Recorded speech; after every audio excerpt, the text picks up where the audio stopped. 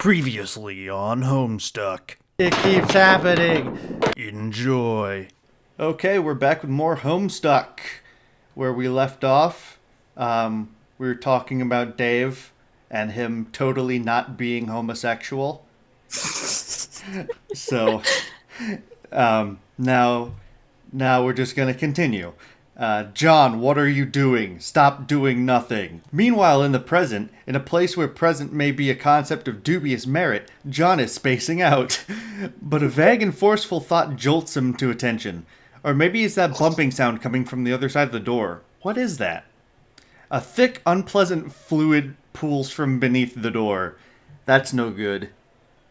This could only mean great things, I'm sure. Oh yeah. Oh yeah. Absolutely. Troubling. Investigate this. There is a trail of this fluid in the hall leading to your room. That's great. Oh boy.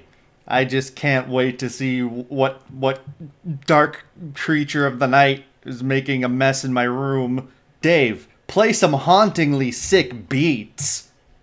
You've had enough of the computer for a while. You feel like you've been messing around on it all week. It's time to get your jam on. You pull up to your trusty Akai MPC 1000 sampler and prepare to get sick nasty. Left knob, volume for current sample. Right knob, are you kidding me? We actually get to play this ourselves? Mm-hmm. That's wicked.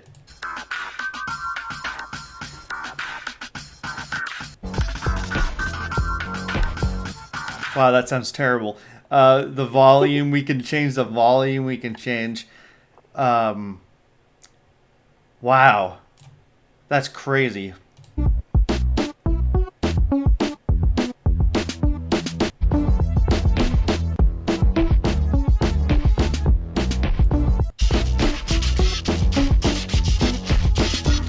Turn on all the samples! All the samples! Turn on all the samples! It's my masterpiece! Ah! Wow, okay. What a haunting refrain. Dave, take sip of the apple juice, despite what John said. Those beets were so fresh they belong in the produce aisle is what you're talking about. Soccer moms would be thumping that shit for ripeness like melons, know what I'm saying? After beets that fresh, it would be a crime not to reward yourself with a celebratory swig. 2 plus 2 plus 1 plus 2 divided by 10 is 7. You can't do it! John's got you all twisted up inside now. All you can think about is Mandel's gross monster piss. Damn you, Egbert! You recaptulog the juice. Allocate sword to Strife Specipus. Your Strife Specipus is already allocated with the blade kind of Stratus. There is no need to allocate it. You can wield your sweet ninja sword as a weapon once it is in your Strife deck, but you will have to captulog it first before moving it there. Well, let's captulog the sword then. The ninja sword, 2 plus 1 plus 2 plus 2 plus 1 plus 2 plus 2 plus 1 plus 2 plus 2 equals 17 divided by 10 is 7. Occupies the same card as the juice. 2 plus 1 plus 1 plus 2 plus 1 equals 7 divided by 10 is 7. Expelling the juice from your Siladex. It splashes all over your turntables and your copies of the beta. Arg! Pause for 1 second, please.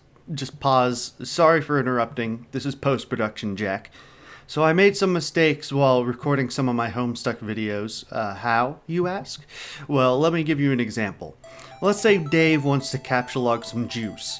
By the way he captulogs it, I'd say something along the lines of 2 plus 1 plus 1 plus 2 plus 1 equals 7 divided by 10 is 7. See what I did wrong? I used divided by, when in reality it should be this percentage sign. You see, this little percentage thingy in this context is called the modulus operator, and it's used in Java, which is a computer programming language. So what does modulo 10 mean? Well, basically it divides any number by 10, and then uses the remainder as the answer. So for example, let's take 7 modulo 10. 7 divided by 10 is 0 with a remainder of 7, so 7 is our answer, and Dave would use card 7. But what if the function said something like 18 modulo 10? Well, 18 divided by 10 is 1 with a remainder of 8, And since 8 is the remainder, Dave would use card 8. So in future episodes, I'm going to stop saying divided by 10, and instead I'm going to say modulo 10. The only problem here is the next couple of episodes have already been recorded, so don't expect me to make this change right away. I hope you learned something here. I know I sure did. Now, back to the episode with you. Oh, so that's how he lost the betas. Oh no, it keeps going. Oh, does it really?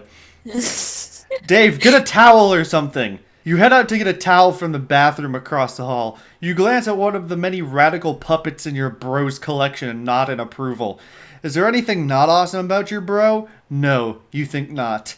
You enter the bathroom. There's a damp towel on the floor you could probably use for this crisis.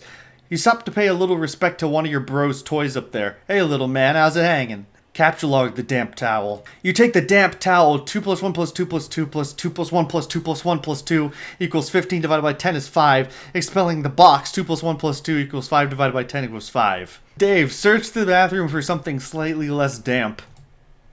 Now, you just decide to wring the towel out into the toilet to make it less damp. It is now just a towel. 2 plus 1 plus 2 plus 1 plus 2 equals 8 divided by 10 is 8.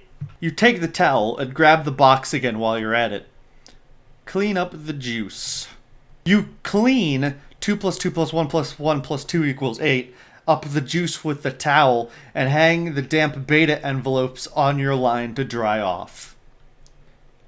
Okay, they're blowing in the wind. Uh-oh. In the breeze of the fan, the betas jostle near the open window. This arrangement is a little disconcerting. If they fell out, it sure would be a stupid way to lose them. Turn off the fan. The crisis is clearly averted. You can't imagine it will ever resurface later in any way, shape, or form. That beta is as good as yours, forever. You should probably go pester Eggbird again. You wonder if he found the beta yet. You also might chat about your respective Sylodices and fetch modi if the topic happens to come up. You're wondering if he's anywhere near as smooth with his Sylodex as you are. Probably not.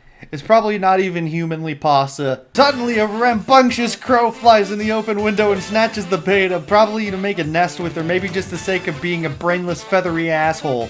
You yell at the bird. Stop! Hammer time!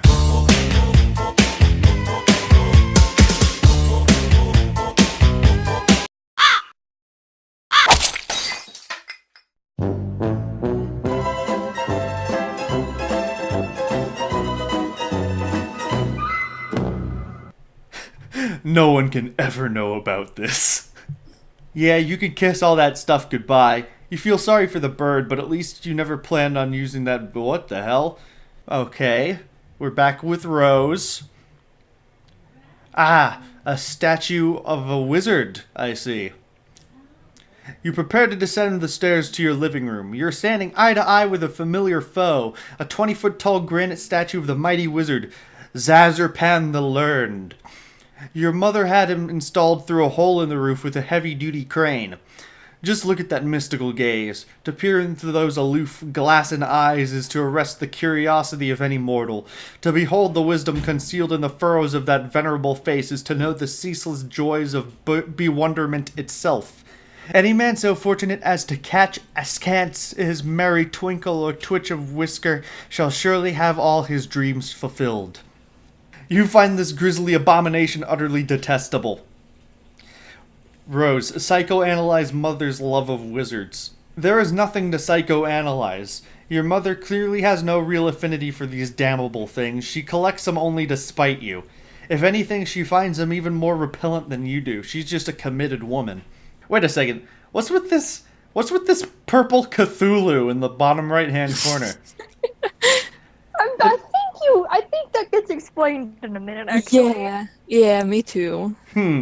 Rose, view mother's solid copper vacuum statue.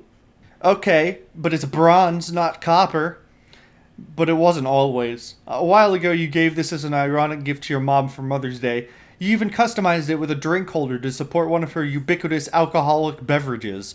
She liked the gift so much she had it bronzed and put on this pedestal. She even left it plugged in so it can still be turned on now and then, but never to do any cleaning. It never leaves its display. Sometimes at night when you're in your room, you can hear it wailing from downstairs. She must know you can hear it. She's completely deranged. Rose, grab the Eldritch Princess. Aha! So it is the Cthulhu figure in a wedding dress. It's too big to capsulog. Not that you would want to move it anyway. The pretty princess doll has been sitting there for months, ever since your mother got this abomination for your birthday and as a totally passive-aggressive gesture. You decided to make it less abominable by knitting Her Majesty a new head and new arms. Now it brings a mischievous smile to your face whenever you walk by. Your mother hasn't removed the doll yet, and probably never will. She would never be the one to blink first. I don't know how to end this video, so I'm gonna play you a song.